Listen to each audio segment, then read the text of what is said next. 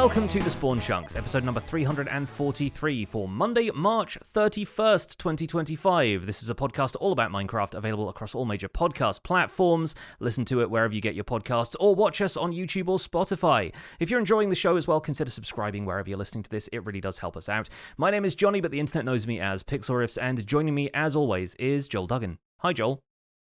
Hello, and if you would like to hear a little bit more about our weekend, including Johnny's visit to the Vine, a country home, country mansion, country castle, depending on how you want to look at it. It's a very large estate that he visited and was looking at it through the lens of a Minecraft eye, including a very large lantern that might be hanging from the ceiling. Then you should check out the render distance. It is the extended version of the program that we record every single week. It's available to our patrons at patreon.com/thespawnchunks.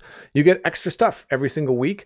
And this past weekend, we recorded one of our bonus episodes, which is the monthly Minecraft Hangout. Think about it like the login that we do every week, but for our patrons. They get to talk about what they've been building in Minecraft. We saw all kinds of cool builds on Saturday. That is available on our Patreon page right now. And if you're using the Patreon RSS feed, then that should already be in your podcast app of choice. Yes, we're looking forward to the next Minecraft Hangout as well, because that will be the first one that the Spring to Life drop features in people's builds. Occasionally we get people filtering in some projects that they've been working on in the snapshots, but it's going to be the first chance people will get to work in some of these new bits of foliage and stuff that have arrived, which is primarily what I've been doing in the Minecraft Survival Guide this week, actually. I've been out to find all of the new additions. We're going to do a full rundown of those in the news in a second, and that's going to be most of our main discussion. So I might save a bit of my personal experience for that, but I tried a lot of them out on my wheat field, which I've been growing for a little while. It's come along quite well. I did take a bit of a break from it because I was working on the Minecraft Misadventures server, but the wheat field has a bunch of new stuff in it, including firefly bushes, which I think really helped to set the scene. There's a bit of dry grass mixing in with the wheat now. There's some wildflowers along the path, and some of that stuff is really starting to fit in well in my world, which I'm pretty happy about. On Misadventures, I've also been decorating my house in Maryport while I wait for a land claim to be approved so I can start my first proper contribution to the server in terms of like building out the lore and exciting ruins that I want to build in the world. In the meantime, I've been running a couple of dungeons, including the Lost Crypt, which was designed by Mythical Sausage and has lots of like little Easter eggs about the Empire's server in there. So I was having a lot of fun on that server. That's been my week in Minecraft. I really like that idea of going and running through dungeons that have been designed by server mates, because then you've got like either a history with that server mate on that server or another server. You've got those in-jokes that can happen, but then you can also just have those like either on screen or off screen, depending on whether you record it, conversations with the creator and just been like, dude, that was so cool. You know, like that section was really fun or really challenging and stuff like that. And we haven't done that on the Citadel. We have not done any kind of like mini games. We've done some events, but a lot of it's been more for just like theatrical jokes and things like that. It's not necessarily been like a challenge or a maze or anything like that. And I think it would be really cool to do something like that. But again, it's difficult depending on the availability of server mates. But I mean, hats off to the folks that are making these dungeons. They must take an awful lot of time. Yeah, I mean, I was planning on doing more of this stuff in Empire Season 2. One of my goals for that was not to necessarily do much of the roleplay side of things, but more to seed the world with all of these little areas for people to explore. And I did one massive one for Joey Graceffa, who had a pirate storyline going on. I built this giant skull with a parkour challenge inside of it and a few puzzles. And I really enjoyed doing that, but it took a lot of time, a lot of planning, and executing that in survival was a mammoth task. And so as the storyline progressed, I kind of moved back more towards the vision I had for my own base, and I didn't get to do as many of the other things. Plus, there are a couple of things mechanically that I wanted to do that just weren't possible in Minecraft that might be more possible now. Because one of the things I sort of imagined doing was being able to skip an ender pearl across a lake like you were skipping a stone and have it kind of moving based on bubble columns, kind of like skipping across the surface of the water, and that could land you in a spot that you couldn't really get to otherwise. You couldn't like fly into or anything like that. And unfortunately, ender pearls lose their horizontal momentum too quickly. But considering everything we can do with ender pearls being persistent and teleporting people places now, I can imagine maybe like creating something that would swallow up and move that ender pearl somewhere else would be a lot easier, and maybe guiding somebody into a dungeon experience from that could be kind of fun. So I'll look into what's possible with that on Misadventures and see if that can be a fun way of getting people into a dungeon environment that way. It would be really cool to be able to put a ender pearl in, some flowing water and just kind of keep it aloft until a very specific situation where you want it to drop, and then have them land in that like inside cave or magical entrance or something like that. And if you could work that into the lore, like work that into like the, open sesame sort of idea of like insert ender pearl here, but then like, is it luck as to which way they go? Like it would be a fun way to kind of, if you had like 3 entrances to your dungeon experience, each being harder than the last, but then when they put their ender pearl into the system, where it ends up is either a setting they could choose, or maybe it's just like you just get lucky or unlucky. Is it going to be a very difficult day, or is it going to be a cakewalk, right? I like the idea of like, there are those puzzles, sometimes they're in game shows and stuff, sometimes there's actual like experiences you can go to, or like little games that you can play where you are looking at a maze sort of environment from the top down, and it's your job to guide something else through that. Think of like the kind of, ball bearing in a maze kind of things, or like, sometimes if there are collaborative things like escape rooms or whatever, then maybe you've got to navigate somebody else out of an area. I can imagine doing something like that in Minecraft, but with an ender pearl, where you drop the ender pearl into the system, and whatever you do on the top side of this maze kind of opens up like sluice gates or something that it can get stuck in and like navigate around it, and then it teleports you to the exit by, I don't know, moving through to the next room in a place that you can't get to. There's so many cool things we can do with ender pearls, especially with the more recent mechanics that they've been used for, like their persistence and chunk loading and that kind of stuff. You can send an ender pearl off down a water stream and have it effectively load that water stream all the way down, so that you can throw an ender pearl into a river on one side of your server and then pop out on the other side because it will load the water stream as it goes. And I think there's so many interesting things we can do with that still, that people are just scratching the surface, even though there's an explosion of ender pearl based stuff happening in the technical world right now. That would be a really cool way just to move around your base. Like if you had a really long or really large factory or some city that was like kind of a long space, it'd be kind of cool just to kind of put an ender pearl into what would be essentially like a water version of a pneumatic tube, right? And then just have it shoot you out the other end. And I mean, items move pretty fast. I don't know if you can outrun an item in water. I don't think you can. And so I think you could probably, I mean, Elytra would probably be the fastest, but it would be a good test, be a good speed test, throw an ender pearl and fly and see what happens first. Definitely. Like, you can imagine it being like aqueducts or viaducts kind of around an area. Like, yeah, so many cool things you could do with it. So, yeah, I'm going to be scratching my brain to come up with some ideas along those lines and see what I can implement. In the meantime, what's new with you, Joel? What's new on the Citadel? Well, I've been scratching my brain trying to figure out which mods are going to be ready for 1.21.5, and we are almost there. There are just still a couple of essential mods for me for performance that I need to have updated.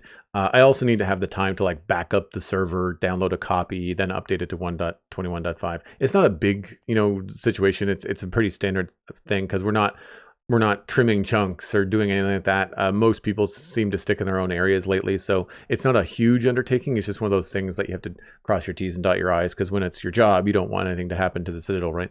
But I've noticed that a couple of the mods that I need personally for managing things like performance and a bit of a screen stutter when I stream, which I think I've mentioned on the show before. Some of them are reliant on some mod libraries. So there's 1 or 2 mod libraries that I use that are kind of holding up a couple of essential mods, but it'll be like dominoes. Once those mod libraries update, then a bunch of other mods will just become available. And I'm not waiting for everything. There's a bunch of non-essential things like Zoomify or Iris for shaders that are not holding me back. I can just wait for those to update and update them when the time comes, because those are client-side mods. So there's only just a couple of kind of integrated client and server-side mods that I'm waiting for. But last time I checked, which was Thursday or Friday, most things were there. We were about 50 or 80% on the essential mods, and then like maybe around 50% on the non-essential, just the gameplay, quality of life stuff, mouse tweaks, that kind of thing. And so I should be able to update to 1.21.5 this week. And I'm looking forward to it because, of course, I've got plans for all that kind of stuff, which we'll talk about later. Yeah, crossing my fingers for you. It's really fun so far. It's kind of nice to head out, and unexplored chunks are full of all of the bushes and leaf litter and wildflowers and stuff. So we should probably get into the news about that, since we are clearly champing at the bit to talk about this. Minecraft Java Edition 1.21.5 officially named the Spring to Life drop, as announced at Minecraft Live on Saturday, March 22nd, was released on Tuesday, March 25th.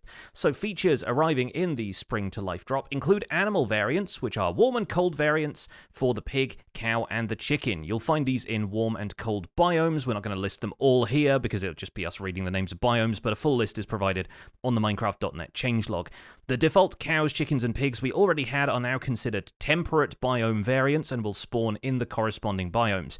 When bred by a player, a baby variant will not be chosen by the current biome, but instead randomly selected from one of the parents' variants, similar to how villager breeding works. 2 new egg items have been added along with the warm and cold chicken. The warm egg is brown and speckled, while the cold egg is a speckled blue. Sheep wool color is also now dependent on the biome in which they spawn. Black sheep are the common variant in cold biomes, while brown sheep are the common variant in warm biomes. All of the other natural colors of sheep, the grey and white ones, are still uncommon spawns in those biomes, and there's still a rare chance for a pink sheep in any biome where sheep are found. There are new sound variants for wolves. These are grouped into big, cute, puglin, angry, grumpy, and sad. The original wolf sounds are now used for a 7th variant called Classic, and every wolf will now have a sound variant randomly assigned to it from these 7 personalities. The sound variant is not dictated by which biome the wolf spawns in, so they're going to be completely independent of what color of wolf you get, meaning that there are now 63 possible wolves. New blocks include the firefly bush, which is found near water in swamps, mangrove swamps, badlands, and near rivers. Glowing firefly particles appear around the firefly bush when it's in a dark environment, either at night or in a cave or somewhere with a low light level.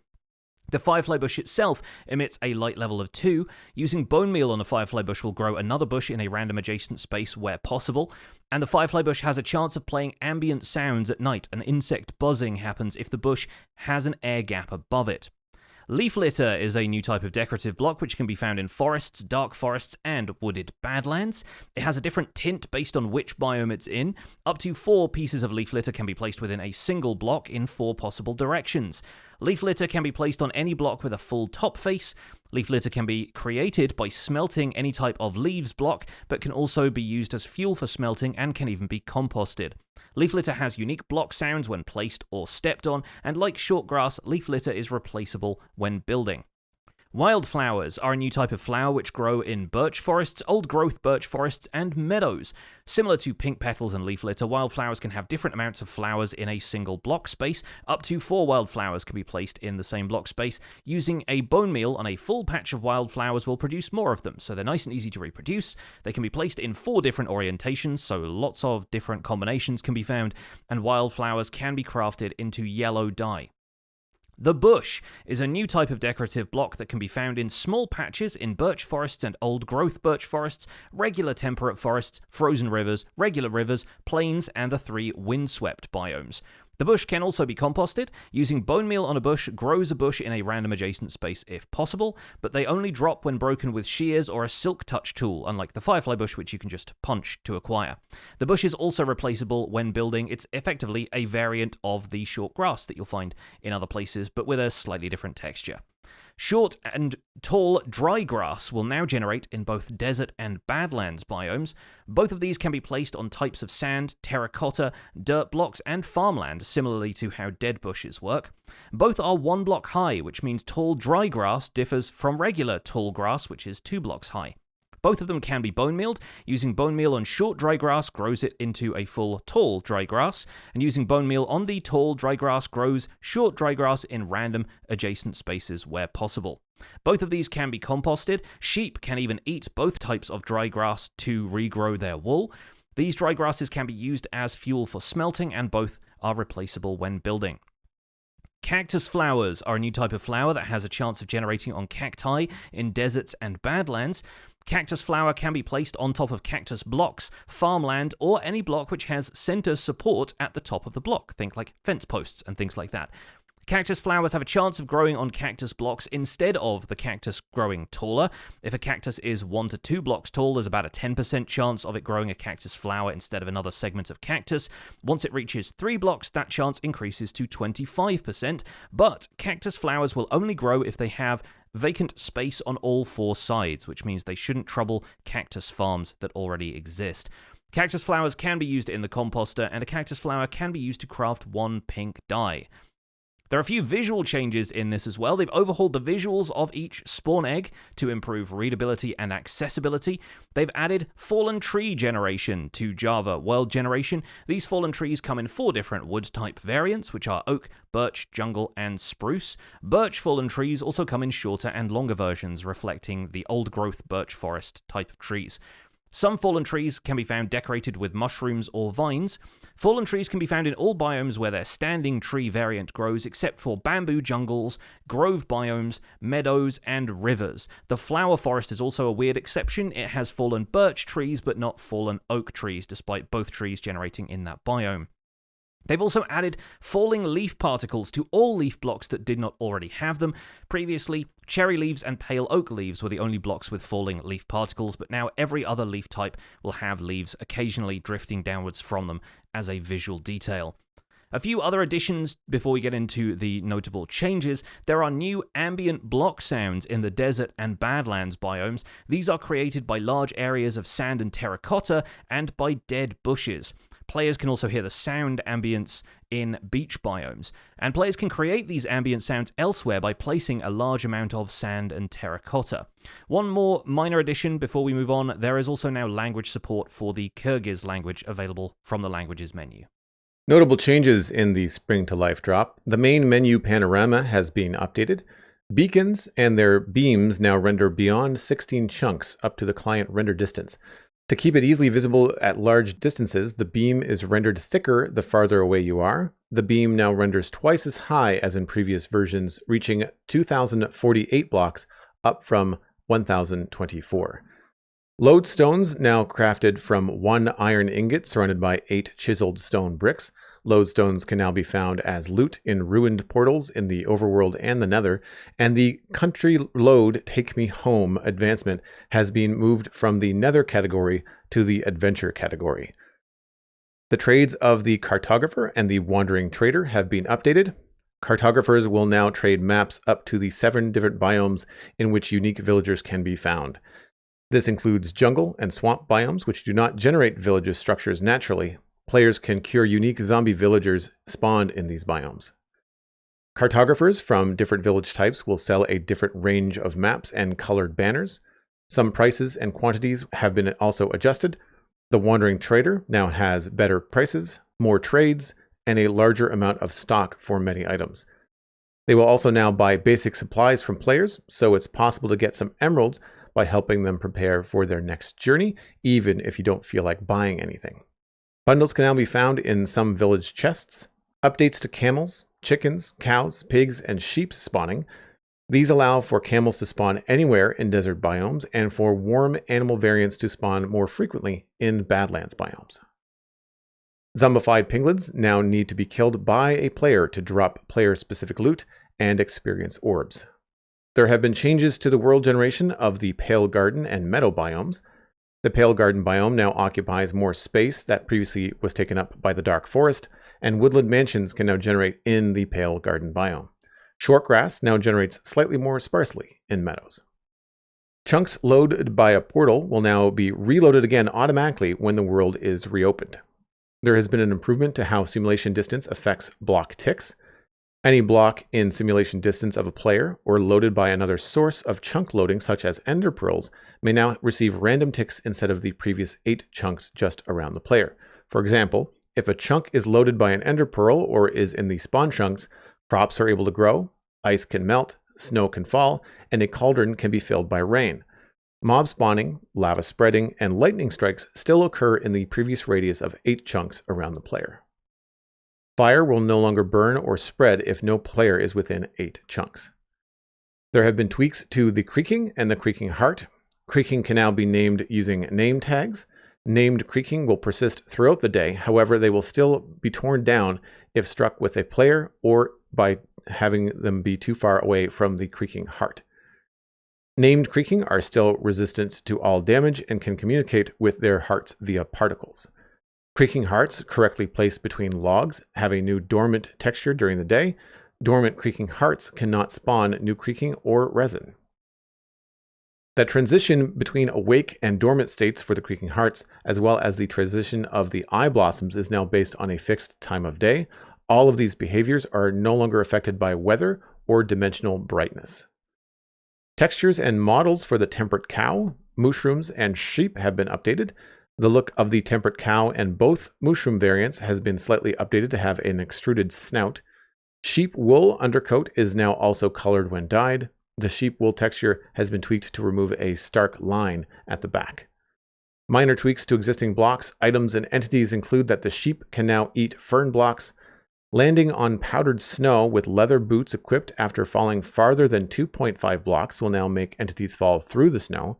Jumping or falling less than 2.5 blocks allows the entity to land on top of the snow like before. Saddles equipped onto pigs or striders will now maintain properties such as a custom name when dropped. Bubble columns produce less particles and sounds when entities that are unaffected by them are inside of them. Pale oak leaves and pale oak saplings have an updated map color, and there are improved tooltips for the crossbow and all container items. There have been various changes and tweaks to sounds in the game, as well as minor improvements to the world upload in Realms. If the game detects that the last startup did not complete normally, the full screen option will now be reset. The following bug fix has been reverted. The player continues sprinting when performing actions that slow them down. There's a developer note on this bug.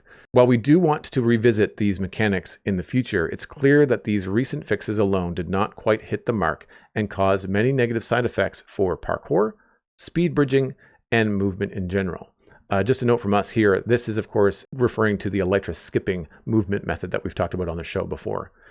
There are a number of technical changes for data packs and resource packs in this update, along with a huge list of bug fixes, but these are all quite technical to read here on the show. So we will link to them in the Minecraft.net changelog, which is going to be available in our show notes at thespawnchunks.com. Yeah, I feel like we've covered a lot of that technical stuff enough.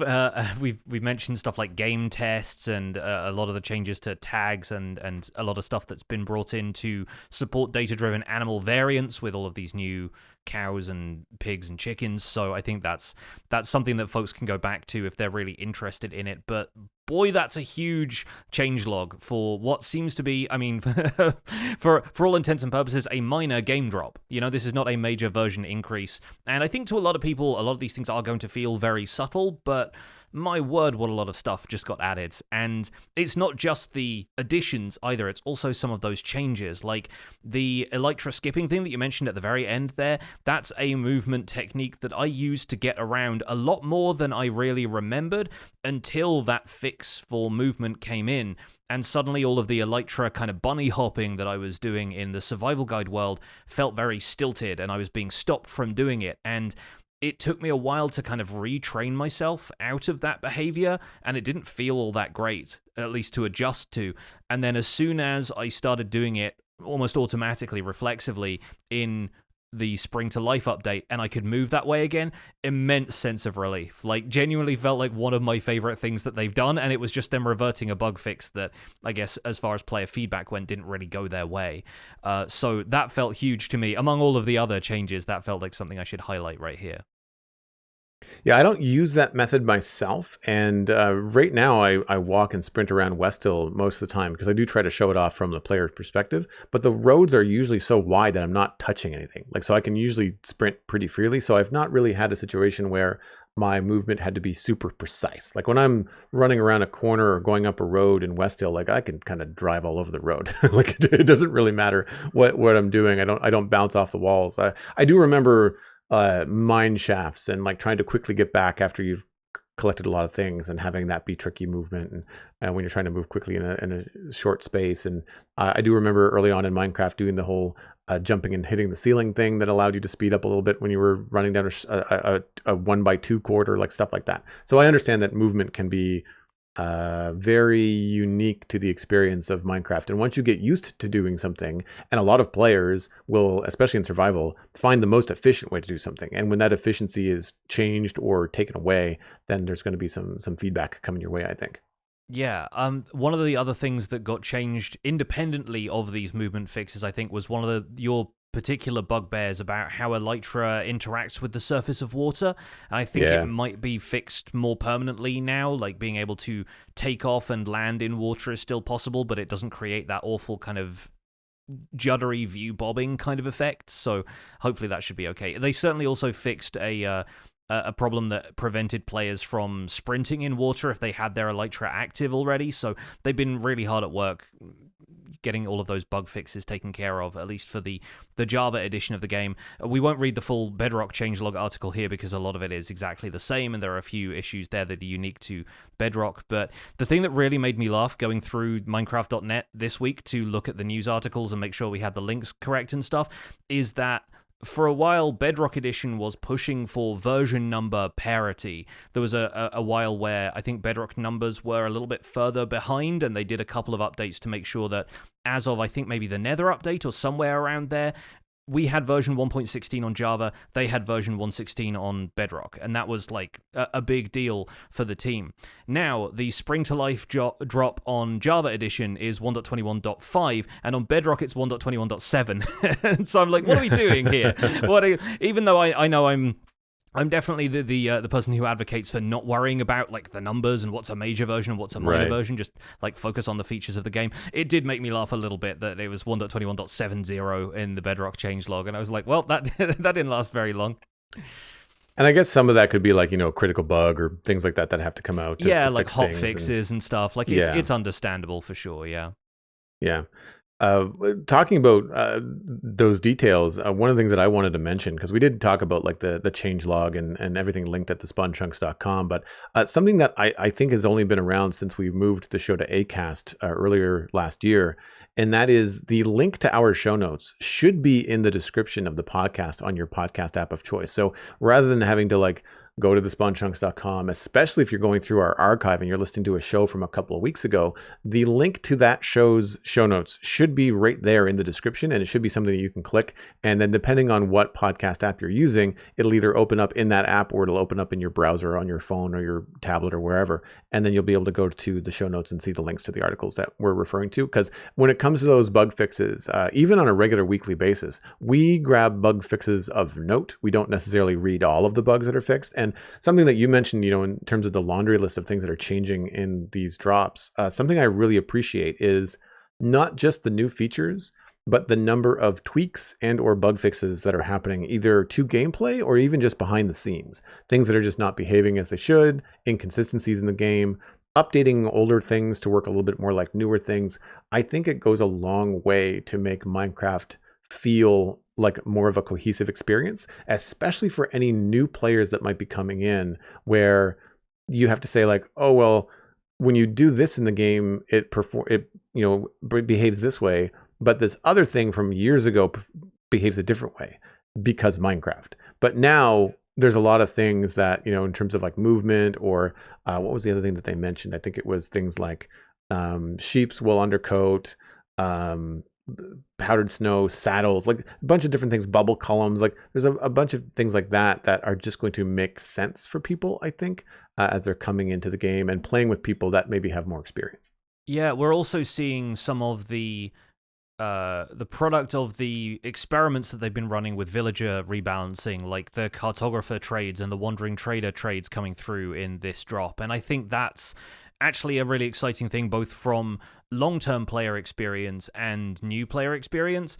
Cartographers having maps to things that aren't just rare structures is kind of a big deal, because it allows new players who might be having a hard time finding a swamp or a jungle in their world to track down those biomes a lot more easily if they have a good network of villagers and they know Like they can hop from village to village. One cartographer could give them a map to a savanna village, but not have a map to a swamp. But then the savanna village that they find might have a cartographer that will show them a map to a swamp, and then they can kind of bunny hop around the different biomes from there. I think stuff like that is great. I think anything that expands gameplay, encourages that level of exploration, and makes it in-world stuff rather than you just have to go to chunk base and look up where your nearest swamp is. I think that allows players to stay in the game more and feel more immersed in the world. The Wandering Trader stuff is something that I will even take advantage of, because when the trader pops up, more often than not, I'm looking for maybe 1 or 2 items. If he sells Nautilus shells or red sand or maybe blue ice, the kind of stuff that is a little bit more difficult to get hold of long term, I think, yeah, typically I'll check out the trader for that. Now that you can sell items to the trader, every time he shows up while I'm chopping wood, I can check whether he needs a water bucket or something like that and grab a couple of extra emeralds and then maybe buy something, instead of having to go and raid my emerald stash to make sure that I have enough to pay him for whatever goods he's selling. And it seems like he's also going to have a greater stock of some of those items, which was always my frustration with the trader, because he'll sell you like 20 or 40 sand before the trade locks permanently, right? And so it's not like the villager trading experience where they refresh a couple of times a day. Instead, you get a very small amount of resources and, a kick in the pants to go and look for your nearest badlands. But I think it's nice that there's a couple of rebalances in the works that have arrived with this update that should hopefully make that a slightly less friction-related experience. Like, it's going to be slightly smoother getting what you want out of a Wandering Trader, especially if you don't have any contact with villagers yet and don't have an easy supply of emeralds. We've also had some email about the Wandering Trader for people that play in passive. So if you're playing in that mode, then the buff to Wandering Trader is helpful. As well, yeah. Super flat, same thing. Yeah, there's a bunch of different game modes. I think it gives those players some advantages and just some ways to progress a little bit faster, a little bit easier.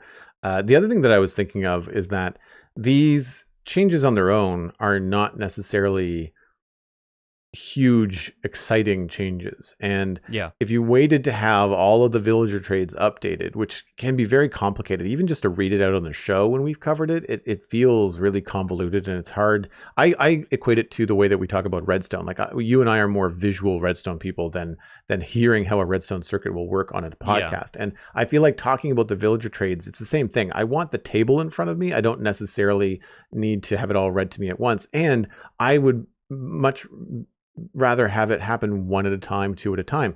And I feel like we'll end up getting these things sooner if they're not bundled as this is the villager trade update or drop. Instead, it's like, we're going to put these in when they're done in some of these drops as just hey, here's a change. This is not a new feature. It's a change to an existing feature. So they can put them in there as they're finished, which means we're not going to be waiting as long, right? So like, let's just say that there's a change to Masons or something like that. Well, when that's ready, they can just put it in the next drop rather than us having to wait for all of the other villagers to be finished. And I think that's going to be an advantage for players. And it doesn't just feel like they've done Village and Pillage Part 2 or something further down the line. Right. Yeah, I think it's a great opportunity for them to revise existing features, make them a little bit more player-friendly, and react to how players are adjusting, even with like new features coming in. Like, does the existence of the Pale Garden biome mean that players are looking to Wandering Traders for pale oak saplings if they can't find a Pale Garden near them because their world is fully generated? And, reacting to players' habits like that is a really important way of keeping this game alive for a little bit longer. I think Mojang is so aware of that now, and they're taking great steps to make sure that the game is updated frequently to react to player changes, like players' behavior changing. Well, speaking of new updates, we do have an email about an update that has not yet hit the game, but has been announced. If you'd like to email the show, you can send a message to spawnchunkmail@gmail.com. Please keep them short if you can, because it does help us include them in the show. And if they're on topic, news of the week, things that are happening in the Minecraft sphere, then that also helps as well. And if you are a patron, be sure to indicate what level patron you are in the subject line. It does help us sort the email on the back end. This one comes from Cinco, a ghastly missed opportunity, perhaps. Howdy, hope you're both having a great day. The talk of the village is the happy ghast. I think the utility and concept is great. I've been waiting for a rideable flying mob for years. The fact that you can stand on a moving platform is inspired. However, I think it's a bit odd. I know I'm not alone in thinking that the Happy Ghast looks almost modded. I'm wondering if it's specifically because it's a ghast. Is it a good thing that Mojang seems to be adding depth and hinting at lore to an existing mob like the ghast, or should they have used this opportunity to add another ancient mob like the Sniffer? I'd be curious to hear your thoughts on if Mojang should continue this method for the future to add depth to the world instead of expanding it. Thank you. Cinco has made the advancement one of these days while continuing his search for more Minecraft ancient flora and fauna. It's a divide for me. Like, I can appreciate what Mojang is doing with the ghast. I think that compared to newer mobs like the Warden and some of the other things that we have, they're a little one note. And it's a terrible note that no one likes. So I think adding the Happy Ghast to the game is a neat way to bring a mob a little bit more functionality, which we've talked about on the show that we think is good. And I also think that where you and I are experienced players, we might take for granted the amount of players that just don't go to the Nether because they find it difficult or scary or annoying or both. They just don't like dealing with the ghasts. And I feel like this might be Mojang's attempt to maybe soften that mindset a little bit. So now, if you go to the Nether with the mission of getting a dried ghast and bringing it back and turning it into a happy ghast that you can ride around on, then that motivates you to go to the Nether. It also means that you're going to be spending a lot of time on a ghast. And maybe when you go to the Nether from now on, you're going to view them a little bit differently. And it's not like a hard and fast lore, as we talked about when we were reacting to Minecraft Live. It does sort of leave some questions, some holes to be filled in by the player, as Minecraft lore, when done well, often does. And I think that that's great. On the flip side, just for a devil's advocate, I think that it's also fine that games have bad guys that are bad for the sake of being bad. Like, I don't need to question Koopa's motivations in Mario. Like, I want to stomp on him. It's fine. So I kind of agree that it's a little bit much to kind of revamp everything. I don't want them to, like, I don't necessarily need creeper lore. I'm okay with them just kind of walking around and blowing stuff up. It's quirky, it's weird, and it's fine. I don't need there to be friendly creepers in the future, you know? And so I think that this is a unique mob that they kind of went one way with. As a creative person, I do prefer new things in Minecraft over old. But I've also been, noting on the show that when you add all these new things and they're modern, they have a modern aesthetic, they are built differently in the way that Minecraft is built now compared to older mobs, the older mobs start to feel more and more dated. And I think this is a good way to keep the ghasts up to date. I think a sniffer sniffing for ancient seeds is way better than giving that ability to a pig or a wolf. I think that's more interesting. I could see something cool like a glowing jellyfish as a mob to float around on, maybe if it was from the end, but that puts it farther down the tech tree in terms of availability, taking the place of a happy ghast, or something like a hot air balloon, something that you craft like a device instead of a mob, but a mob is a very Minecrafty way to do it. I was thinking more along the lines of like a balloon backpack, sort of like how the house in Pixar's Up flies around. That could be really cool. But then, like, at that point, are you just giving people creative mode, right? Like, so I think that there's a gameplay balance that has to happen, and that's maybe why they chose the ghast. Yeah, I totally agree. I think there's an interesting middle ground that the ghast occupies, both as an antagonist and as a helper for the player. I think because most of the time in the Nether, they're sort of floating around minding their own business, and they only tend to fireball you when you get within their range and they're at like a certain angle where they can look down towards you and fireball you that way. It does feel like most of the time they're living kind of their own existence out there, and they clearly have a bit more depth to them in that they're making these kind of whimpering, crying noises, and you don't really know why. So maybe Mojang felt like there was a bit more depth to be explored there. And there's a great functional void that they fill, which is the ability to travel vertically to help with builds, and being able to have multiplayer transport and in a flying mode is an exciting one. But I'm also kind of on the fence about whether a new mob would have fit the bill better, or whether this sort of twist on an existing mob feels a little bit too twee almost. Like, it kind of feels like they felt sorry for the ghast, even though they'd made it this way to begin with. Right. Obviously, the ghast have been around for a very long time, so it was created a long time ago. But adding a brand new mob, especially with a fantasy mob, I think can create the wrong impression sometimes. If they don't seem to have any connection to anything else, it kind of makes the world feel a bit too disjointed, maybe. So I think it's maybe also harder to justify for long-term players. You know, why have we never found this mob before? In the case of the Sniffers, it's because they were extinct, and we can save them from extinction thanks to digging up ocean ruins, a structure which people didn't really bother to mess around with much before that. So it makes sense that when archaeology is added, it's not being added to a core area of gameplay that everyone spent a lot of time on. It's adding new value to stuff that felt like, broadly speaking, a little overlooked. And I think we've also seen it work well recently with Vexes, who we've always felt like maybe should have had some kind of happy counterpart. Like, what are these sort of fairy things that the evokers summon? Now we have a bit more of an understanding of what those are, and we have allays, which are a utility mob that can be very helpful to people in the right circumstances. So I think setting up a happy ghast as a counterpoint to the angry ghast is a neat choice. I think it's got its justification. I think it's really a nice way of them expanding on something instead of just adding something new that doesn't really feel like it has any connection to existing Minecraft ecosystem, I guess we'll say. Going back briefly to the it looks modded argument, we've covered this on the show in the past. Whenever new features get introduced, this kind of stuff comes up. It came up most recently, I think, with the auto crafter, that being something that was done in modded for a while, and they always said was unlikely to ever be a feature of vanilla Minecraft.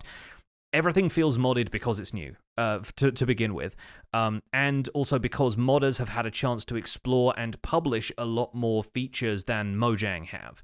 Whether Mojang prototypes this stuff behind the scenes and just decides it doesn't fit the vanilla game for now, modders obviously have the freedom to publish whatever they want to, and so I'm sure people have done rideable ghasts and airship transport and various similar technologies through mods in the past. You know, why isn't this a crafted thing, like a hot air balloon that we could actually make? Well, because the ghast already exists, and not only that, we're getting a form of rideable ghast in the Minecraft movie, so this is a great time to introduce it as a way to tie in, but in a way that the player feels like is, you know, something that they have ownership of, rather than the piglins as an antagonist in the Minecraft movie, using them as like hot air balloons with a basket swinging underneath, or like a little platform. So I think there's a lot of different ways this could have been approached. I think the Happy Ghast is just one of many potential solutions, and I have no doubt they prototyped a lot of different stuff behind the scenes before they landed on ghasts as an option. But I think, frankly, part of the reason we're getting the it looks modded argument is because of the design of the ghast harness. This is the thing that I think, even though a lot of people seem very happy with the concept of rideable ghasts, this is the sticking point for a lot of the constructive criticism that's happening right now, is the fact that the harness looks maybe like it doesn't match the pixel density of the ghast model, the way ghasts are kind of scaled up, and they don't have as many pixels in their texture, but then the harness that they're wearing, I think, maybe looks slightly misaligned with that. If I've understood the arguments correctly, and please feel free to write into the show if you think I'm missing the point here. But I think also the goggles maybe felt a little strange to people. It felt a little bit too modern looking as this kind of... it sort of reminds me of the like flight helmets and goggles that old school aviation, old school pilots used to wear. That is obviously no longer the case because of the way planes are designed, but yeah, they seemed a little bit too kind of like classic steampunky looking, and it feels like it doesn't quite fit with the technology level of Minecraft, or it seems sort of anachronistic in a weird way. And so I'm wondering if the team is taking feedback on that from people's first impressions, and that's something that the art team can revisit in future. But right now, that's the side of the argument I'm personally looking out for and listening to, is why people feel like the ghast harness doesn't quite seem to fit, even though the concept of rideable ghasts seems really attractive to players. I don't feel like it looks modded, but maybe I'm just used to how they're doing things in Minecraft lately. And I think one of the reasons it feels a little bit more familiar is that the camels exist.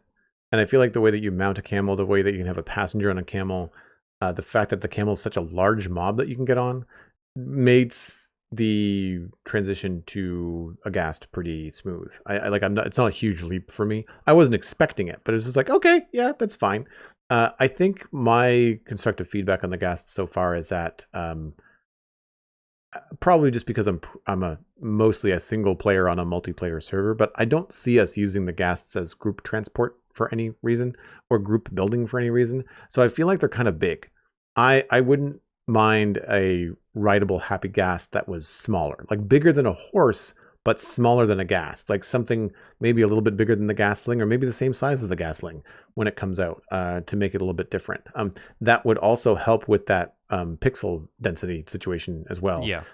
I have seen a render of a ghast. I think I looked it up after last week with the pixel scaled. And that looks even more modded because then it looks like you're dealing with a texture pack that has a higher than 16-bit density, right? Because the ghast is such a large mob. So that and then it really doesn't feel like it fits the environment. So, because it has more facial features, it has more density in that way. So I don't know what the solution could be there other than maybe scaling it down a little bit. The goggles don't bother me, but your point, from the community, like they also, for me, they feel a little silly and dated, but it's not because of the fact that they're goggles. It's the fact that they're a single pixel plane. Like that to me is where the immersion is broken. Like it just, I think that it would be better to have them look more like the model of a spyglass where they actually have some depth and some form to them. Like when you hold a spyglass out on your face as a character, like as a player in the game, it's not a single pixel item. I think it is in your hand, maybe, but it's on your face. It's a 3D object when you hold it up, and I think that the goggles could be more 3D. I don't know that they need to go up and down either. Like I don't know that that's really an indication that I need as to whether the ghast is being piloted or not piloted. Like if I'm the one driving it, I know when I'm sitting and driving, and I know when I'm standing on it, so I don't need the goggles to go up and down. It's probably just a fun, humorous touch, but like I feel like that bit of we'll say animation, if you want to call it that, is part of the immersion breaking for me. Maybe, yeah. Like I think there's some room for it to be redeveloped a little bit, or I'm sure resource pack makers will have a lot of fun deciding what that's going to look like. I can imagine it sort of flipping down almost like a Dragon Ball Z style scouter, where it's like a more sci-fi take on the ghast, where it's just got one kind of heads-up display on one eye or something. You could go a lot of different ways with it. You could even make it invisible, I imagine, if it's accessible to the player through like layers and transparency options and that kind of thing. So yeah, we'll see what people make of it in future. I'm hoping we didn't really cover this in the news because we don't know exactly what Mojang's plan is, but since Happy Ghasts have been announced, and they're usually pretty quick about pushing out snapshots for upcoming releases now after a major game drop has happened, maybe we'll get a chance to play around with the Happy Ghast life cycle and rideable ghasts and stuff relatively soon, which is an exciting prospect. But if they're planning on that being the summer drop, then they're going to have to get putting those snapshots out pretty quickly. Fingers crossed we see one soon, and we'll have more to talk about in future episodes. In the meantime, we want to talk about the drop that just dropped. We want to talk about our plans for bringing spring to life to our worlds. You mentioned that you haven't updated quite yet, but do you have any general thoughts on this now that the update has actually come together and been published? And do you have any thoughts on how you're planning on incorporating that stuff into the Citadel? I'm mostly thinking about textures and landscaping, and that's why I've been holding off, because a lot of the things that are left to do in West Hill are riverscaping, landscaping, adding finer details in gardens, things like that. And there's so many new foliage options happening with this drop that they are top of mind when it comes to that kind of thing. I do have some farms around as well, so like I might be bringing in some of the animal variants, but mostly I'm looking at the foliage, like the bushes and the firefly bushes and all that kind of fun stuff, and trying to work those into my existing build. And then moving forward, it'll be fun to try and incorporate them from the get-go. I think that's one of the things where I have been on this project for so long, I don't necessarily want to go backtrack. Like I don't want to go update all the different landscaping that I've already done with the new things. I think I'm just going to pick some key areas that are going to sing with the new the new additions and work on those kind of going forward. And in a way, it's nice because when you have a project on a server that's been lasting for 4 years, you can see the game updates. Like you can see how the build style changes when copper came into the game. You can see when all that kind of shifts. Deep Slate was another one. So I think that'll be fun to kind of have that happen because it gives the city a sense of history. And so I'm not planning on backtracking, but I'm definitely planning on moving forward. And the landscaping will be one of the big check boxes. Like we only have a few items on the list left to do in West Hill, but the big items, the ones that are going to take a couple of streams, are the landscaping ticks on in my to-do list. Yeah, that's what I went to immediately. Like when I started restyling my wheat fields, all of the Right, yeah. new additions, all of the bushes, the dry grass and everything. I mean, with a wheat field especially, I've thought firefly bushes and dry grass as textures fit in so well with the wheat color palette. And I have a few screenshots that I posted earlier when we were talking about the stuff we've been doing in the quick login, so we can refer back to a couple of those. I think, honestly, firefly bushes are far and away one of the best additions for agricultural things like this, not just because the particles look really pretty, especially at night, but also because during the day, in natural builds like this, you'd probably have a couple of insects buzzing around anyway. I can look out my backyard, I can see little kind of gnats or whatever buzzing around some of the flower beds there, so I think having stuff like this as part of the ambience is really nice. The thing that I have as a general observation for all of the foliage and stuff in this update is that these are all fantastic at close range, and I think they are fairly subtle at a longer range. So the firefly particles don't render from a particularly long distance, so you either need to walk through the area or build in a relatively enclosed space to really see the effects. The firefly bushes will still stand out in a really interesting way from the wheat field. When seen at a distance, they add a bit more texture than just row upon row of identical crops. And the same goes for dry grass. Dry grass doesn't have much else to it other than the aesthetic, and it really sticks out. It's very bright. It even sticks out, I think, against the backdrop of a desert biome. And so it's easy to spot if you want to harvest a bunch of it and use it in your builds, and it'll be great to use as contrast. I think mixed in with the wheat field, it works for me pretty well, but I still think it kind of feels surprisingly bright. It might look different with your wheat texture, because I know you've retextured wheat and hay to be like a little bit lighter and more kind of golden, and so I'm kind of curious how it would look against the textures that you've already developed for that. But I think there's a lot to be said for including some of these new additions into existing organic builds. On a scale like this, though, even though this wheat field is relatively modest and is still growing, there's a lot of it that I need to do. So my first thoughts was not just where do I acquire these things? It was how many of these do I need to acquire for them to really feel like they fit in with the ecology of this world and not just a couple of wildflowers and bushes sprinkled around the entrance and then they're nowhere throughout the rest of the field. You got to feel like it's distributed evenly. So I've got a lot of farming in my near future, I think. I've thought about using the firefly bushes in and around the wheat field. They should still match okay. My wheat field is just kind of the color of what wheat would be in real life. And one of the things that my wheat texture does is it does have a height variation to it. So like not all of the full grown wheat is the same height. Right. However, yeah. We've mentioned before that we've had the desire to be able to freeze crops at a certain growth stage. And I feel like it would be really cool to be able to use dry grass as either really, really young wheat that hasn't grown up or as the stump of a wheat field that has been harvested. So one of the things that I have, as a complaint in my world is that everything looks like it's full and lush all the time, where it doesn't look like the farmers are rotating the crop or having just harvest. Like it'd be really cool to have a bunch of dry grass throughout a field next to a wheat field and then throw in a bunch of hay bales, as it's all been bundled up, and getting ready to be shipped out. And I think that could be some really cool things that you could do with dry grass. For firefly bushes, I'm mostly thinking about like river areas, like marshy bits that I've got around that will have some ambience and stuff. I think that there's a great spot just as you walk into West Hill, as you cross over the stone bridge into the valley, where there's a huge bend in the river and it gets quite wide. And you can see the landscape gets very flat. I could easily put like reeds or sugar cane or things in that way.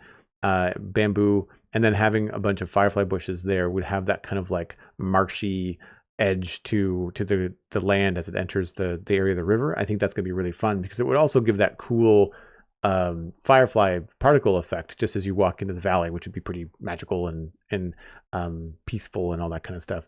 And it would also match the wheat field behind the river as well. So like you're kind of passing by both at the same time. So the firefly bushes would be near the wheat field, but not necessarily part of it. So I've definitely been thinking about different ways to use the firefly bush. And I also was reminded as I was watching an etho video over the weekend that the firefly bushes can be put underground, and then you can still get the particles when there's no light for them.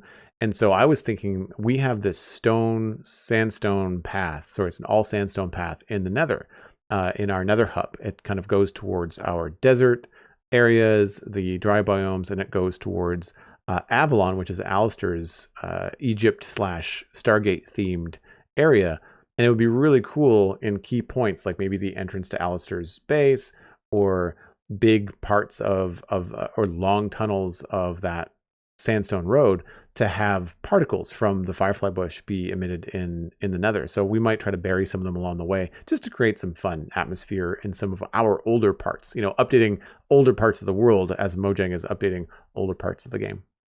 Yeah, I think there's a lot to be said for burying those like particle effects in and having some fun with that. I also hadn't considered using them outside of the overworld as well. For whatever reason, they just feel like a very tied to the overworld feature for me, but I love the idea of using them in a Nether hub, or even bringing them out to the end and hiding them around like the obsidian pillars for a bit of ambience and atmosphere and sort of mystical particles appearing whenever you explore the central end island or somewhere. Like, if you got a base in the end as well, like, really, really cool to have some more life and some more motion in an area that feels so static.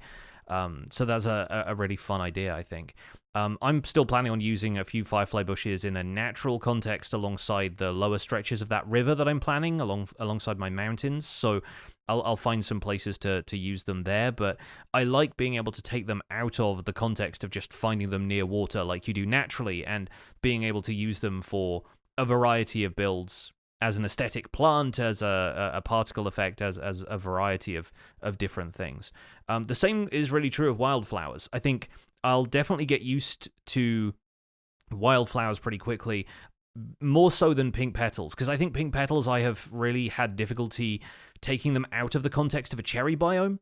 I find them, like, even just because they are called pink petals, even though they're technically plants that have to be rooted in a dirt variant block, I find them to be like cherry blossom that's fallen on the ground.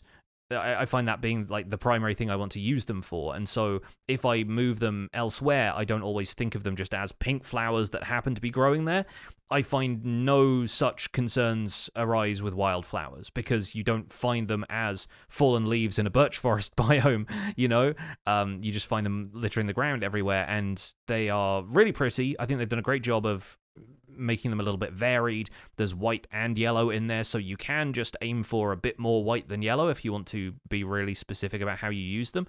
But then I think it's less attached to the biome than the pink petals were, which I think makes them more usable. And I've used those alongside this farm path already to try and do what people had already been doing with pink petals, trying to soften the edges of the areas where it's a really obvious block divide. Right now, the path is just all dirt path with grass bordering it, but having a little bit of leaf litter and a little bit of wildflowers around the edges makes the path feel more naturally curved, because the textures of those blocks are more naturally curved. So I'm really enjoying that. I find that leaf litter, I have the same problem with pink petals in that it feels like it needs trees around it for the context of why it's even there, but maybe that's just me still getting used to the block, and after a while I'll be able to suspend my disbelief and imagine that there are leaves of other kinds, or it's dying grass, or, maybe a couple of stalks of wheat have ended up decaying there and it's just leaving kind of brown compost-like particles around. So I'll try and figure out how I want to use leaf litter outside of the context of that. But if nothing else, it feels like a great excuse for me to get back into building custom trees and use leaf litter to decorate some of those. That's where my mind goes for leaf litter. I've got a number of custom trees that have like that mulchy texture under them, where I've used like muddy mangrove roots, even some soul soil to try and get that kind of dark, earthy vibe under the tree where there's not a lot of grass growing because not a lot of light hits it, but then it kind of bleeds out into other grass. And it can be a pretty soft transition with leaf litter, but without it can be kind of harsh. And so I'm looking forward to using leaf litter in that way. I think that maybe leaf litter next to coarse dirt or other dirts will also be helpful in terms of making it look like, instead of leaves at a glance, it might look like bits of dirt or bits of grass that are kind of like dithering from one texture to the other. So I'm hoping that it's going to be useful in that way. And I actually use pink petals for the opposite way that you're describing. Instead of softening the edge of a path, I like using pink petals to actually give an edge to a path in the same way that I use moss carpet. Just that little bit, that 1 pixel of vertical change helps give like an edge to a curve and help maybe steer the player to go one way or the other. And as you mentioned, pink petals can often kind of stand out. Most of the time I've used them near flowering azalea, which have a purple flower in them, or I'm blanking on the purple flower now. I had it in my head a second ago.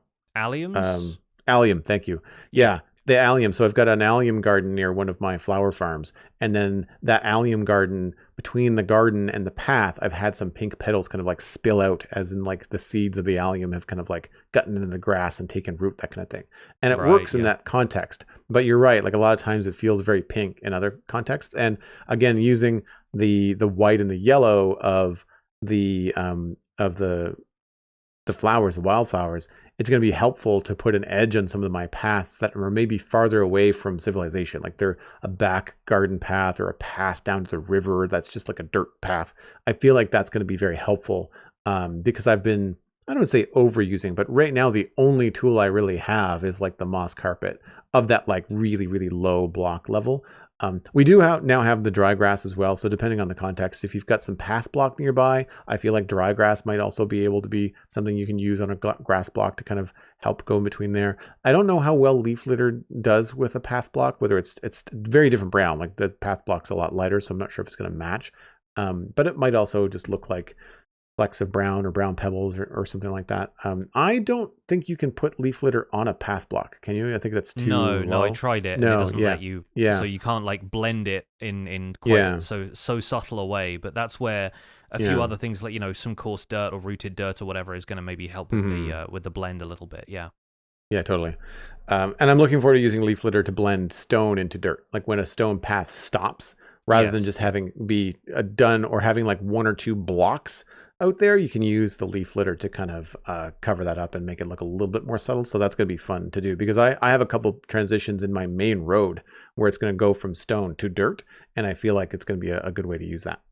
Yeah, for sure. Like I still am on scratching the surface with leaf litter, and it was very easy to find once I went out into some unexplored chunks. Like all of the forests having it means you can get hold of it very easily. The fact that it's renewable if you just have a supply of leaves is also really good. So it's something that will be very accessible to players. Even if you've got a fairly heavily explored world, you should be able to find some. Quick question. Like, I know you've done a lot of crop farms around West Hill. Do you have many animal farms? Do you have like cow farms and stuff out there, or is it mainly people growing crops?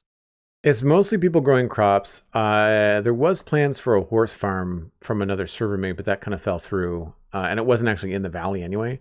I haven't done it because the way that I wanted to decorate my farms was to not have a Minecraft fence completely encase the thing, which means that at some point the animals can just walk over a bush or walk over my very nice looking fence, which doesn't really function very well as a fence. I've got a lot of retaining walls, and unless you're making a block and a half tall, then the animals are going to be able to walk out.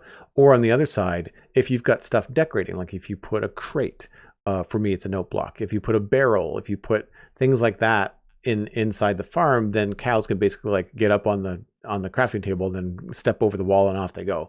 So I've not had a lot of luck. I did have a pig in a back pig pen in one of the farms that I accidentally deleted when I was deleting my tables and chairs entities.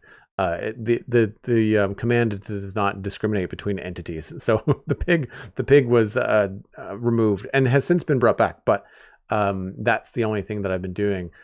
So a lot of the times I haven't really gone out of my way. I do like the idea of having like, maybe not like a cow farm or a pig farm, but having some farmsteads having like their own pig or a single cow.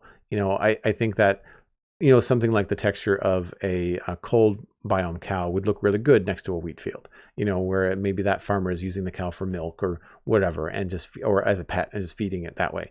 So I haven't really done much. I might do something where I put some horses in a pen inside of a stable, but I just haven't gone that road because it feels like one of those final touches that I haven't gotten to yet. I don't know if the pig variants, I guess that would make sense. It would just be fun to have different, animals around. One thing I might do is just a side project, because I have been looking for different things to do after West Hill, and that's to just go and find the other variants and bring them back to Dartmouth Meadows, which for people that don't know is our spawn town. Like, it's where myself and all the server mates have our original houses, and a lot of the server farms, like the cactus farm, the pumpkin farm, the chicken farm, the chicken cooker, the villager breeder, like all that kind of stuff is all there.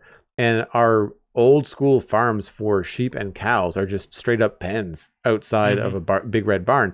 And so it would be cool to kind of go in there with the OG cows and just bring in the two different variants, same thing with the chickens. Not that it really matters, but it would be kind of fun to have them in the pen, because there's a bunch of chickens that are laying eggs, and then those chickens then get cooked. The eggs are spat out and cooked. So it would be cool to have like a bunch of different chickens in the pen just for visuals. And then if anybody needs them, that farm is not terribly far from the Nether portal to the Nether hub. So like if someone like Cosmic Dancer wanted to go get some warm weather chickens to go in their Somerville build, then they could go to the farm, grab a chicken, breed it up, and then put them on a lead and get them down to Somerville like pretty easily without any issues. So that could be kind of cool as a utility for the server for people that might want the different variants. Yeah, that's what I was thinking really, is like, how will people want to use these different animals? And more likely than not, it's just whatever suits the aesthetic of an area. Like you said, having a Highland cow, one of the cold biome cows, really suiting a specific farm in West Hill, like, makes perfect sense. But then you're not always going to have all of the different variants of cows, especially if one of them's meant to be like a warm biome, like a more kind of temperate cow. Putting it in a cold biome feels a little bit harsh, almost, Yeah, like, I don't know if I have a great deal of uses in mind for the different animal variants. I want to bring all of them to my base purely because that's where I will see them most frequently, and otherwise it feels like we'll encounter them whilst we're exploring, but we're not really going to get much out of the experience. So I would like to bring a few of them around. Maybe I'll bring some of the warm cows and put them on the deck of the ship, or have them in the hold of the pirate ship that's on the floating island, as though they've been picked up from another biome and they're just cattle that they bring with them, on their voyages elsewhere. But yeah, I'm kind of curious to at least go out and track them down in neighboring biomes. And your point as to leaving them somewhere central and being able to move them around from there is a really good one. Since it's possible to leash boats now, it's so much easier to transport mobs. I did the same thing for my frogs, getting them to the Froglight farm that I built in the Nether. So even being able to transport chickens as eggs, you're guaranteed to get a certain type of chicken out of the new brown and blue eggs, so we should have an easier time getting those to different places too. But 2x2, moving those animals around with a leash and a boat is going to be very, very straightforward. So hopefully that should be easy enough. And I'm trying to figure out where I want to have them around my base, especially if my existing cow pen is going to have to make way for this river eventually. So we'll see where those end up. But it feels like a fun thing to have, just not my highest priority when it comes to this update. Yeah, one of the priorities that I will have, though, is updating my big zombified piglin donut farm in the Nether. Mm-hmm. Because right now, it was a 4-chamber entity cramming farm with minecarts in each of the holes, but even the pathing there stopped working. So now we only use the one side, and it tends to have more of a dense feed of piglins coming in. But that, of course, is all going to change. We're going to have to switch to manual killing to get rid of the zombified piglins. And I mean, the good news is, like, you're going to be able to keep the aggro. Like, the aggro loop is not going to end because you're going to be constantly killing them. And so it's not a huge change. And if I'm going to be AFK, I guess I could always use like an auto clicker or some sort of like mouse, not a mod, but like a script for the mouse to kind of do that kind of thing. Or I could just find something heavy to put on my mouse button. But one of the benefits I think that will happen is, because of the entity cramming, we're using minecarts. So it's a noisy farm because the minecarts, depending on the last time that they had any interaction, have that constant shift noise of going back and forth and back and forth in the one wide section. So we'll be able to get rid of the mine carts. I'm a pack rat, so I'm not sure where I'm going to put all the mine carts. I'm going to have to find somewhere in the Nether Hub storage to put them in case we need them for other things, because they're a pain to craft, right? So at least at that scale. So we'll have those moved, but then I think we're going to try to change the farm killing mechanism from a 4-port to a single port, and that might help focus the piglins around, a zombified piglin, get them into the same spot. And then I will have to remove a couple of things down below, like we won't have to smelt swords anymore. And I'm going to take the opportunity to also insert the crafter into the storage system, because this is an old farm and we didn't have the crafter back then. So now, instead of having to manually craft your gold into different things, we'll be able to just kind of get them into blocks, no problem. Mm-hmm. Yeah, the zombie piglin farm is something I haven't tackled at all in Survival Guide yet, so that's food for thought, I think, for me. Is it's maybe not going to dramatically change how I would want to build it, but it does remove priority from the XP farm element, especially since I already have a Guardian farm and an Enderman farm, which would produce a similar XP yield. But it's an interesting one. It's a change that has been coming for a long time. They initially floated this idea in 1.16, and it got shut down pretty quickly because it felt like a very sudden change, even though it was a bug fix. And players have been maybe keeping this on their radar for a while, since they know that Mojang had the intent to do it. So obviously more recently we've seen changes to people primarily using passive kill gold farms and foregoing the XP side of things altogether. Especially now the crafter is a thing as well. Being able to compact all the gold nuggets into ingots and then blocks for storage means that you don't really have to worry about too much else.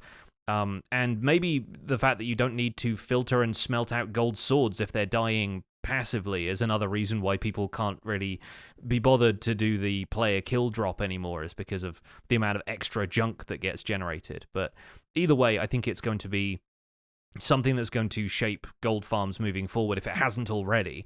And so I'm kind of curious to see which designs prevail after these changes have been sort of canonized in Minecraft. There's a lot of other technical changes, though, that are really interesting, like the changes to random ticks. That's huge for the wheat field that I've been making, because I just upped my simulation distance to match my render distance, and now I can be guaranteed that even if I'm not standing anywhere near the wheat field, as long as it's loaded, it's growing. And I think that's great. That also means great things for copper aging. I could even use a network of ender pearls to keep my copper aging machine going, so I don't need to worry about being there as it ages. Wool farms as well, like the random ticks are responsible for grass spreading. So if you would get grass spreading underneath where the sheep are standing, they could replenish their wool whenever they eat it. And that behavior is dictated by simulation distance, but the random ticks weren't. And so the sheep would just be stuck without anything to eat and unable to refresh their wool, whereas now they can. And so that means that as long as your sheep farm is loaded, it is working, which is pretty wonderful. Speaking of which, my sheep farm is now a lot more colourful. Now that the wool undercoat stays dyed, I've actually glanced over it at a couple of times and gone, what's happening with the sheep? Oh yeah, no, they're not all white looking anymore, which I think is kind of great. So yeah, the random tick thing, I'm actually really excited about that. Low-key, that's going to be one of those changes that when people revert to earlier versions, they will forget that it works that way, because once this has been there for a little while, it's going to feel like a really straightforward and intuitive change, that it's going to feel strange going back to a version where it doesn't work based on just whatever area you have loaded. And also, persistent name tags creaking provides a lot of interesting technical possibilities for players. Like, we talked about using them as vision trackers, because they'll sneak up on a player when they're not looking in a specific direction. It can be really interesting to use that technology more and have it be persistent throughout the day, where creaking were previously only limited to night. I think there are a few mechanics there that people are really going to enjoy playing around with in this version. So yeah, hopefully the technical community is being given even more food for thought by some of those changes. I never thought about the update to the sheep farm as well, because again, most of the time it's a manual thing, but we don't have any signs there. So like when you shear a sheep, it was like you were kind of guessing, well, it's the sheep that are between the yellow and the red, so this is probably the orange sheep. Yeah. And so now we'll be able to tell, who's who when we go back to the farm. And I do need to check out some of the render distance stuff or the simulation distance stuff, because there's some farms on the server that I would like to have operating. And when I eventually move to work on the sci-fi area, I want to do a bunch of like smaller personal farms, so like a single sheep, kind of wool farm, as opposed to having like a bunch of them. Not for like a single sheep for each color, I mean. And that I think will also be great for me to have the simulation distance mean where wherever I am in that sci-fi build, then I'm getting the resources and things that I need for that kind of stuff. I'm looking forward to that, actually getting into the weeds of the technical changes that they've made and trying to update that. We don't have to focus the zombie piglin changes on player XP, because we do have an Enderman farm. We do have an XP farm in the end. It's just farther to go, not by a lot, but it's a little bit farther. And I don't know if it's ever worked as well as the zombie piglin farm. We were also just kind of killing two birds with one stone, because of course I use golden carrots as my main food source. So I was able to kind of get my XP and also get other stuff too, right? Yeah, for sure. There's so much to be had from gold farms that they're kind of an easy resource. And I think I tried it out once side by side, and Enderman and zombie piglins give you, I think, the same amount of XP per kill, but it accumulates faster in a zombie piglin farm, not just because of the amount of mobs that are there, but because they drop larger XP orbs so the player can absorb it faster. But that's like barely, going to register for people. That's really if you're just like trying to level up to get 1,000 levels total or something like that. They become more useful that way. But yeah, I'm looking forward to seeing how that kind of adapts the player base to some of those farms now. The other thing, speaking of nether stuff that we're going to be changing our perspective on, is lodestones. I have used them a couple of times in architecture before, purely because I had the netherite hanging around. I mean, what are you to do once you have a netherite beacon? But I thought they were always really nice to have as ornaments in stone architecture, but so expensive to use that I think a lot of people just avoided having them at all, or they'd collect netherite purely for that purpose. And so now they're going to maybe feel a little bit put out that it's an iron ingot and non-netherite ingot at the center of that recipe. But I think lodestones are both going to be really fun for players to use in stone architecture if you want a more ornate looking centerpiece to a gate on your castle build or something like that. Lodestones, very easy to acquire now.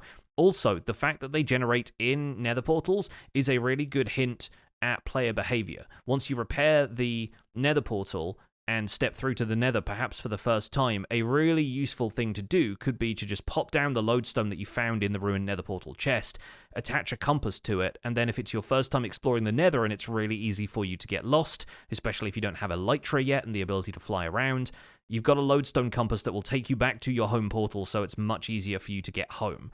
I think that was, in the early days of playing especially, one of the hardest things for me about exploring the nether was getting completely lost and not having easy access to my coordinates while I was there.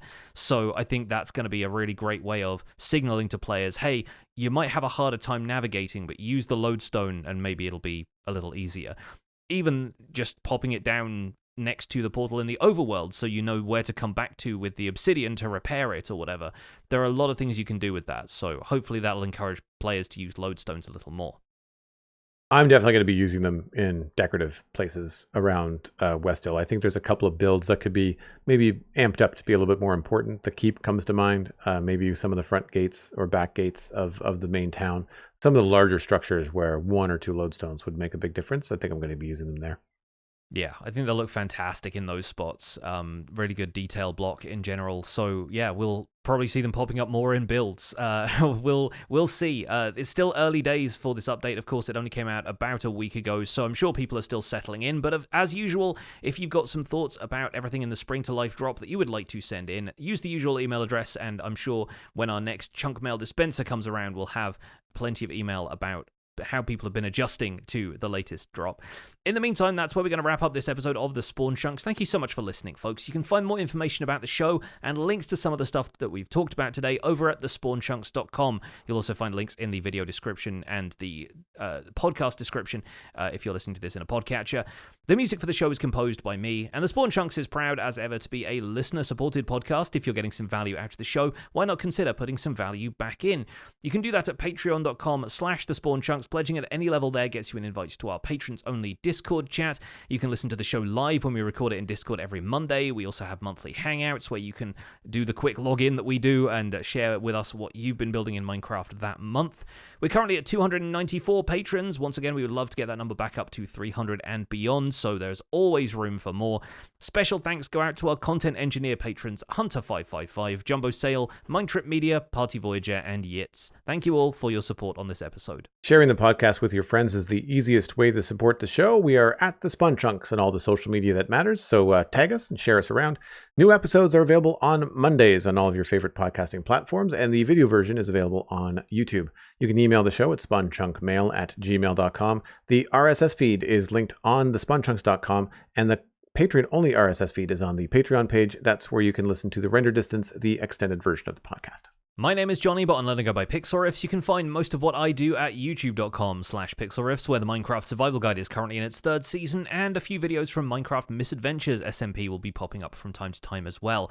I stream 3 days a week on Twitch, where I do behind-the-scenes work for my YouTube series. You'll find me on Misadventures there as well. I'm also the voice of the unofficial Hermitcraft recap, which you can find through a quick YouTube search. And aside from that, I'm at Pixel Riffs on both Blue Sky and Instagram. Joel, where can people find you online? Everything that I'm doing online can be linked at joelduggan.com. That includes a link to the Citadel Cafe, my podcast about sci-fi and fantasy entertainment. New episode was just published yesterday. Myself and Brockett talked about Lego and Pokemon coming out in 2026, as well as the Superman trailer. It's not new, but Brockett's a big Superman fan, so I was waiting to have him on the show to talk about Superman 2025 and where that movie might be heading. So if that sounds interesting to you, check that out at thecitadelcafe.com.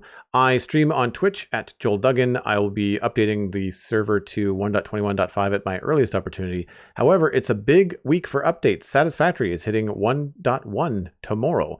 So I'll be streaming that with all the new things that they have in that game, which includes elevators and vertical splitters and all kinds of fun belt counters and cool gadgets. So it's going to be a good time over there on twitch.tv/JoelDuggan.